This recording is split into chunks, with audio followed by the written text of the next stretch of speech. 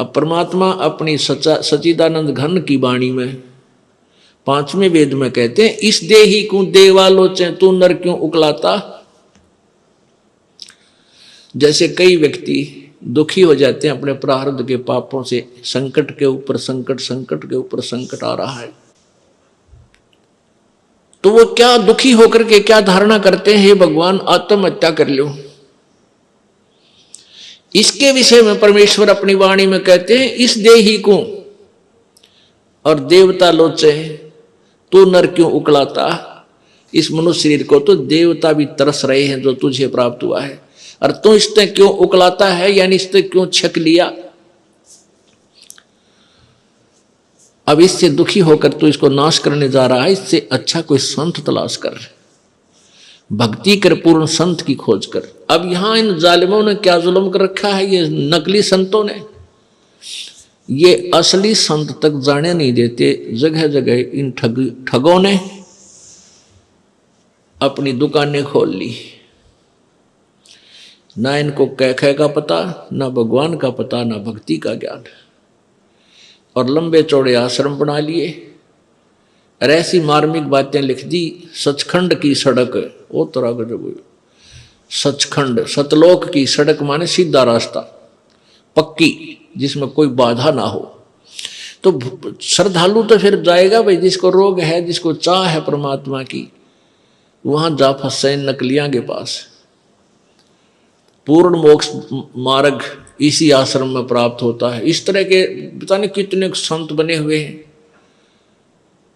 तो ये सबसे बड़ा काल का जाल है, ये नकली संतों का होना। तो कहने का भाव ये है कि देवता भी इस मानव शरीर को तरफ रहे होते हैं कि कभी मानव शरीर मिले, पूर्ण संत खोज करूं और भक्ति करूं। जैसे आप हाथी को देखते हो, हाथी ऐसे सिर मारता चलता है। अब हाथी को नेक्स्ट जीवन, अगला जीवन दिखाई देता है कि इसके बाद मैं के बनूंगा, गधा बनूंगा या कुत्ता बनूंगा या सुअर बनूंगा या मानव बनूंगा। तो सिर मारता चलता है। किस समय सिर मारता है? जब वो पकड़ दिया जाता है, जब वो किसी मनुष्य के काबू आ जाता है, उसके ऊपर बैठ के इतना लंबा छुरा लेकर, अंकुश लेकर बैठ जाता है, उसका सीधा ठोकर जट बकवाद करता है, तो तब वो सिर मारता चलता है। नो खड़ा खड़ा भी सिर मारता रहता है। अब वो ये सोचता है वह बड़ा फंसा, बहुत फंसा मैं, और जय इब का मनुष्य शरीर मिल गया तो पूर्ण संत की, पूर्ण परमात्मा की भक्ति करूंगा। पूर्ण संत की खोज करके और सही भक्ति करके अपना पीछा छुड़वाऊंगा।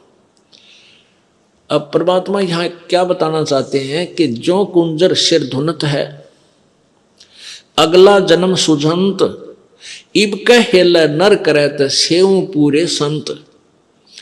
हाथी मन में सोच रहा होता है कि यदि अब की बार मनुष्य जीवन मुझे मिल गया तो पूरे संत की खोज करूंगा। अब परमात्मा फिर उसके ऊपर एक और कहते हैं कि हाथी अर्थात ये आत्मा मन के संयोग से इतनी ढीठ होगी।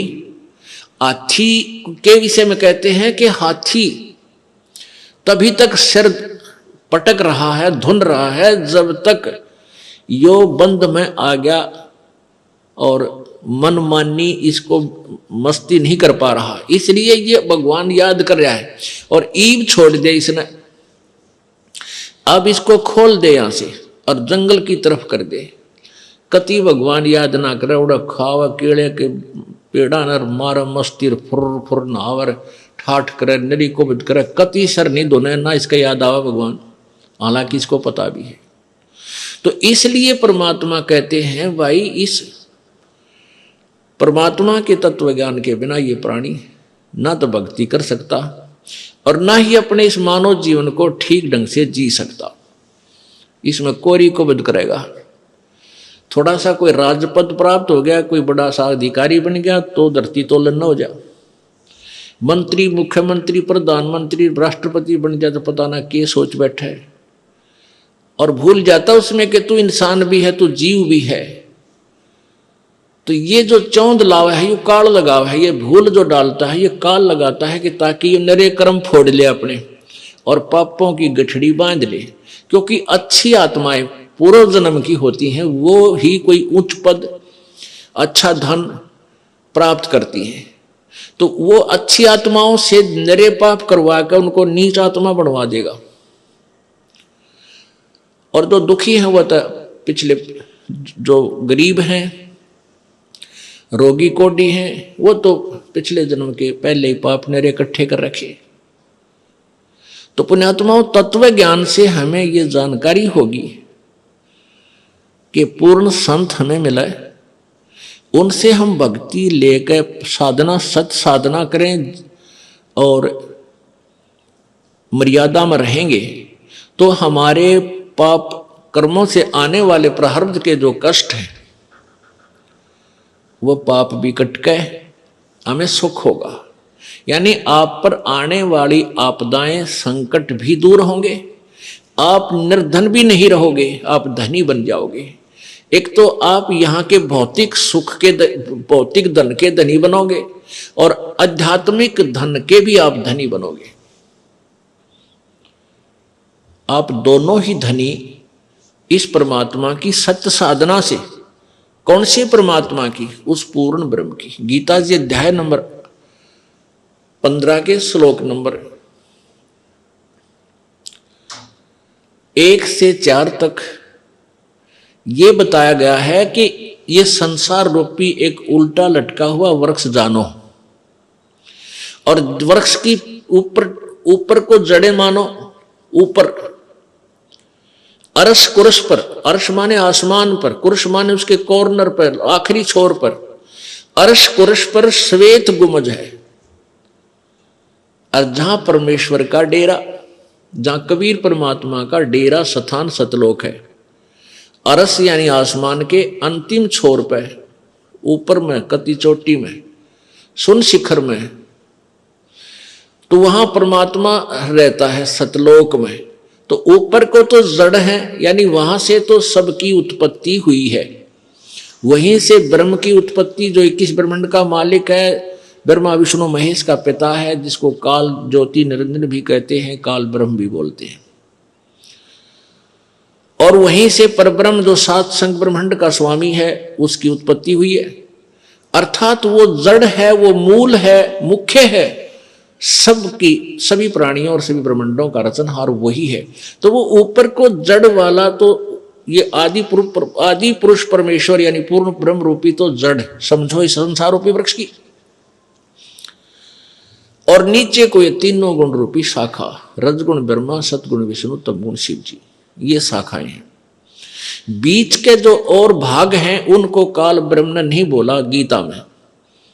उसके लिए गीता जी अध्याय नंबर 4 के श्लोक नंबर 34 में बताया है कि वो तत्व ज्ञान जो अध्याय नंबर 4 के श्लोक 32 में जिसके विषय में लिखा है कि सच्चिदानंद घन की वाणी में वो लिखा हुआ है, विस्तार से कहा, उस तत्व ज्ञान को यानी कंप्लीट नॉलेज, उस पूर्ण संपूर्ण ज्ञान को किसी तत्वदर्शी संत से जाकर पूछ। उनको दंडोत प्रणाम करने से, कपट छोड़कर उनसे प्रसन्न करने से वो तत्वदर्शी संत तुझे उस परमात्म तत्व की, यानी और परमात्मा गीता ज्ञान दाता से कोई भिन्न है, उस पूर्ण ब्रह्म के बारे में जानकारी देंगे। उस तत्वदर्शी संत की पहचान बताई है 15वें अध्याय के प्रथम श्लोक में। उसमें बताया कि ऊपर को जड़ वाला, नीचे को तीनों गुण रूपी शाखा वाला, ये जो संसार रूपी वृक्ष के सारे पार्ट, सभी विभाग, जड़ कौन परमात्मा है, और तना कौन प्रभु है, डार कौन प्रभु है, और शाखा कौन है, ये विस्तार से जो जानकारी देगा स वेदविद, वह वेद के तात्पर्य को जानने वाला है, अर्थात वो तत्वदर्शी संत है।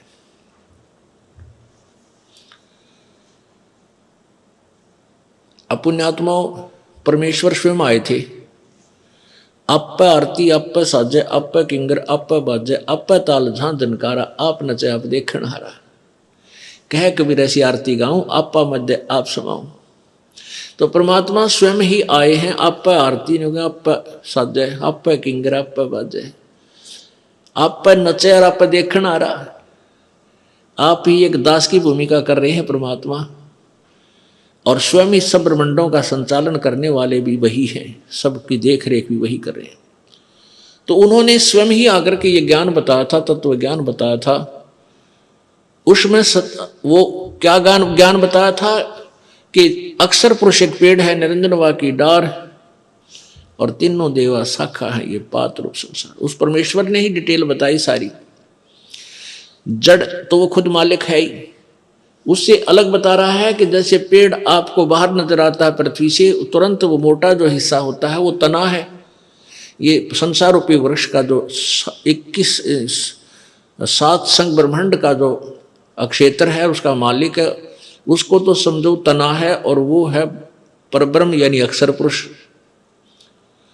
उससे फिर आगे मान लीजिए तना का एक डार निकलती है मोटी, उसको समझो ये अक्षर पुरुष, अक्षर यानी सर पुरुष यानी ब्रह्म ज्योति निरंजन कहो, इसे काल कहो। और उस डार के फिर 3 शाखा हैं, ये रजगुण ब्रह्मा, सतगुण विष्णु, तम गुण शिवजी रूपी शाखा, और फिर पात रूप संसार। इस विस्तार से जो बताएगा स वेदवित, वो तत्वदर्शी संत है। तो तत्वदर्शी संत की खोज करने के बाद उस परम पद परमेश्वर की खोज करनी चाहिए। जब तत्वदर्शी संत आपको मिल जाए, उसके पश्चात गीता जी अध्याय नंबर 15 के श्लोक 4 में कहा है कि तत्पश्चात परमात्मा के, उस परमेश्वर के उस परम पद की खोज करनी चाहिए, जहां जाने के बाद फिर संसार में लौटकर प्राणी कभी नहीं आता। और जिसने सारे ब्रह्मांडों की रचना की है, जिस भगवान ने, और गीता ज्ञानदाता कहता मैं भी उसी की शरण में हूं, उसी की भक्ति करनी चाहिए।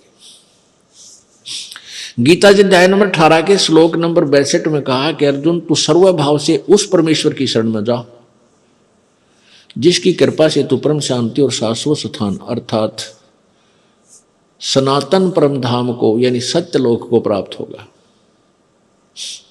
वहां जाने के बाद फिर कभी जन्म मृत्यु नहीं होगी। वहां जाने के बाद प्राणी कभी लौटकर संसार में नहीं आते। 15वें अध्याय के 4थे श्लोक में स्पष्ट किया है। और इन 3 प्रभुओं के विषय में गीता जी अध्याय नंबर 15 के 16 और 17 श्लोक में स्पष्ट किया है। एक क्षर पुरुष, एक अक्षर पुरुष, यानी एक ब्रह्म, एक परब्रह्म, और ये दोनों ही नाशवान हैं। इनके लोगों के प्राणियों का भी सतुल शरीर नाशवान ही है, और जीवात्मा सबकी वो तो अमर है ही, गधे की भी है, कुत्ते की भी है। फिर 17वें श्लोक में 15वें अध्याय के गीता जी में कहा है कि उत्तम पुरुष है, पुरुष माने प्रभु, उत्तम पुरुष है तो अन्य परमात्मा इति उदाहरते। और ये लोग तरनम आविश्य विभर्ति आवे ईश्वर है, कति स्पष्ट कर दिया है कि जो उत्तम पुरुष, पुरुष माने प्रभु, उत्तम माने श्रेष्ठ यानी सही भगवान, तो इन ऊपरलों से और ही ऊपर वर्णित 16वें श्लोक में वर्णित भगवानों अक्षर पुरुष, क्षर पुरुष और अक्षर पुरुष से कोई और ही है, और वही परमात्मा इति उदाहरते उसको भगवान कहा जाता है। और वही लोक तरम आविश्य विभर्ति, तीनों लोकों में प्रवेश करके सबका धारण पोषण करता है, वो अवय ईश्वर है। अवय माने अविनाशी, वो वास्तव में अविनाशी परमात्मा है। तो पुण्यात्मा हमने उस परमात्मा की भक्ति करनी है। उसकी भक्ति करने से हम पाप जो हमारे प्रारब्ध में दुख हैं उनसे भी छुटकारा होगा। हमारे जो प्रारब्ध में दुख हैं उनसे भी हमारा छुटकारा होगा, क्योंकि मासा घटे न चल बधे, वेद न लिखे जो लेख, सच्चा सतगुरु मेट करे ऊपर मारे मेखे। कहते हैं मासा घटे न चल बधे, वेद न लिखे जो लेख,